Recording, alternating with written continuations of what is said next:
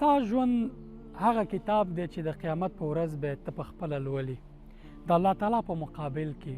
قیامت کې به ته راوستل شي د ژوند کتاب به دې درکړل شي ته به هره کړنه چې تا په دنیا کې کړې لولې به او په بدل کې به یې خپله ځان سره حساب هم کوي چې ته کامیاب یې که ناکام کوشش کوه چې یو ښه کتاب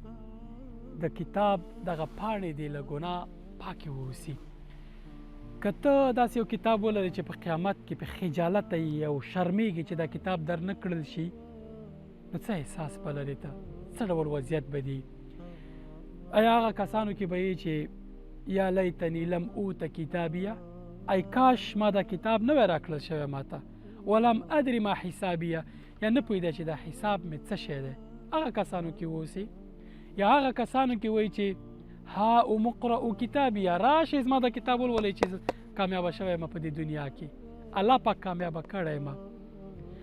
ته د ټولو مخلوق مخکې ولاړې د الله په مقابل کې ولاړې او خجالته یې شرمېدلی یې ولاړې خوله در باندې ماته ده او ناکامې کوشش کوه چې دا کتاب پاڼې دې ټولې روزانه په استغفار باندې په دعاګانو باندې په ذکر اذکار باندې په صدقه باندې خلکو سره نیکیو باندې د خلکو په شونډو مسکا راوستو باندې د مور او پلار په خدمت باندې ښه اخلاقو باندې د خلکو سره مرسته باندې په دې ټولو شیانو باندې دا پاڼې ډکې که قیامت کې ووینې ووایي چې ها مقرأ کتابیه راشئ دا زما د کتاب پاڼې ولولئ زه نن بریالی شوی یم انی ظننت انی ملاق حسابیه ما دا ګمان کړی و چې زه به خپل حساب کتاب سره مخامخ کېږم او زه به بریالی کېږم نن یې هغه ورځ ده چې ته د خپل آخرت دپاره خپله صحیفه یا کتاب له نیکیو ډک کړې او ګناهونه ترې پاک کړې دغه تور رنګونه چې د ګناهونو پرې لیکل شوي پنسل پاک پسې راواخله د استغفار په ویلو صدقې په کولو په دې ټولو باندې پاکه او په بدل کې په قلمي رنګ باندې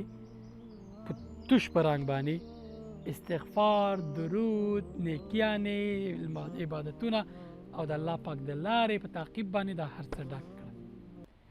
یو عاقل انسان هوښیار انسان دپاره همدومره بس دی سلام علیکم